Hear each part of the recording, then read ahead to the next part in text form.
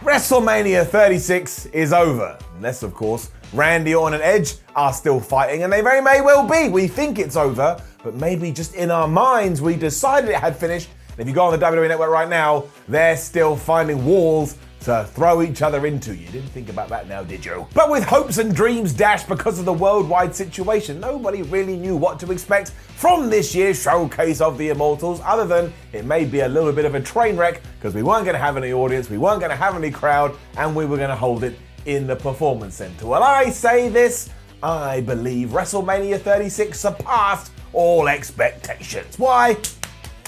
Here's why.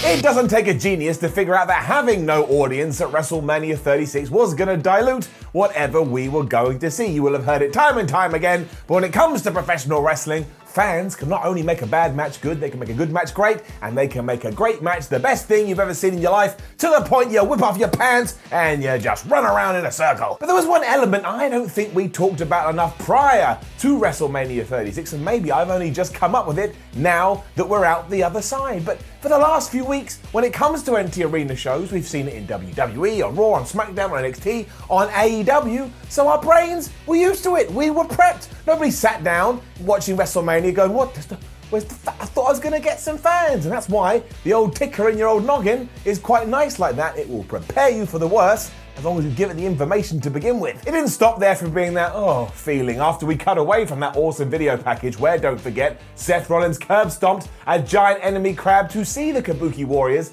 taking on Nikki Cross and Alexa Bliss, but that's because we're just so used to that roar of the crowd. If you go through the last few WrestleManias especially, being in the opening match is probably better than being in the main event because the crowd absolutely loses their minds and the sheer energy running through the place, well, it's addictive. But look at what happened from there. That tag match was an enjoyable romp. Lynch versus Baszler may have had a divisive finish, but they still kicked the crap out of each other. So did Daniel Bryan and Sami Zayn. I thought that was awesome. Kevin Owens was diving off WrestleMania signs. The ladder match was brilliant no matter how you look at it. And the Boneyard match will stay with me until the day that I die. And I mean that, I couldn't mean it anymore if I said it over and over and over again. The Boneyard match is the highlight of 2020 so far. So as it has come up, I will also say, and this stands to reason given what I just said, it was easily the highlight of the weekend and maybe the highlight of my life. In the future, people will say, Simon, you just got married. How do you feel? I say, I don't want to talk about that. I want to talk about the Boneyard match. This carried on to the second night as well, even though my personal preference would be that I preferred night one. But still, Rhea Ripley versus Charlotte Flair was a very good technical match. Mandy Rose and Otis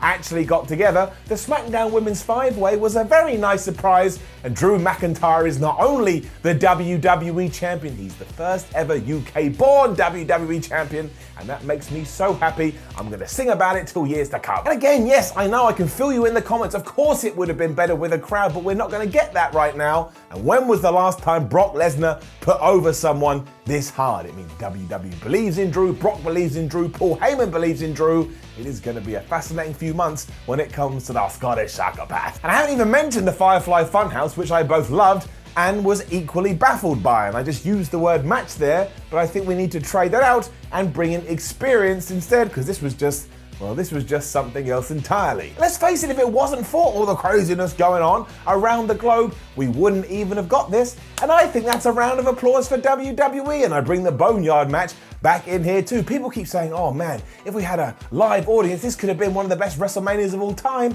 But I think in many instances, we only got what we got because that was taken away. And if you take all these cinematic presentations and pair that with the intense promos we've been getting, Vince McMahon has just stumbled across to something he can still hold on to even when we're back to normal. That is what you call a silver lining. So I think my argument has been justified, but I will go on the other side of the fence as well, because I know that people like that.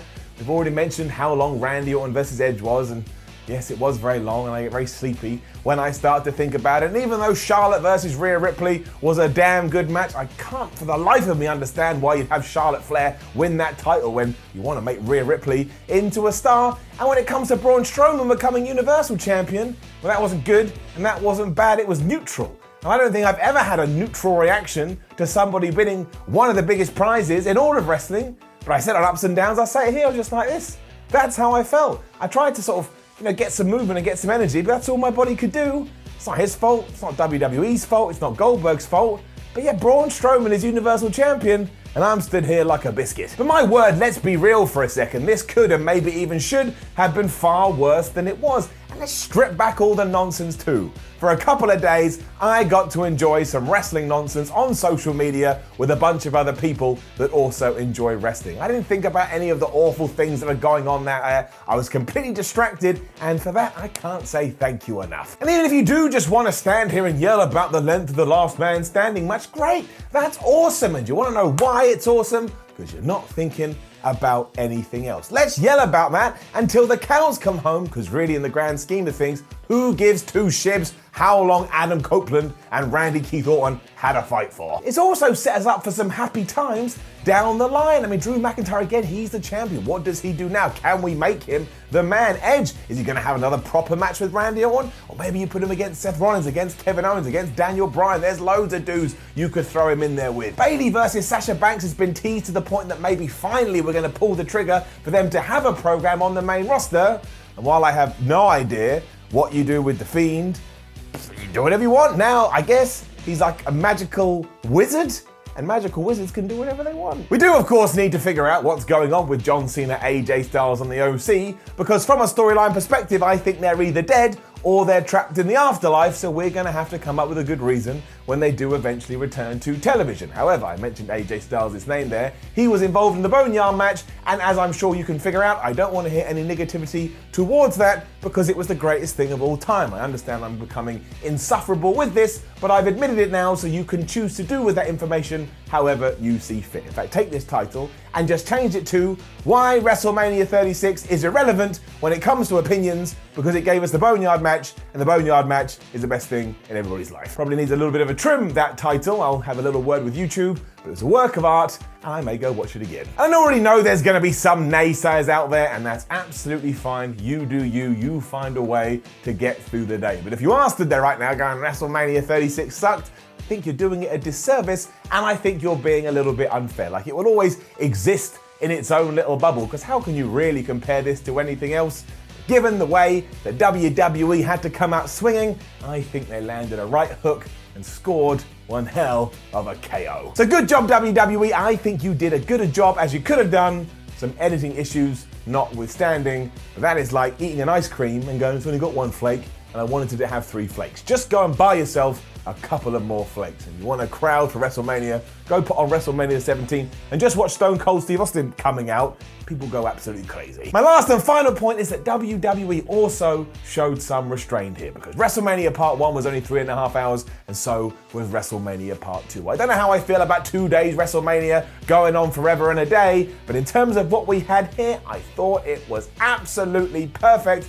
And there is something joyous about staying up on a Sunday night, and a Saturday night, and a Monday night, and a Wednesday night, and a Thursday night, and knowing you don't have to be there for 7 hours. Then Becky Lynch is coming out, like, I really want Becky Lynch to win the Raw Women's title, but my body is telling me to sleep because I need sleep so I don't die.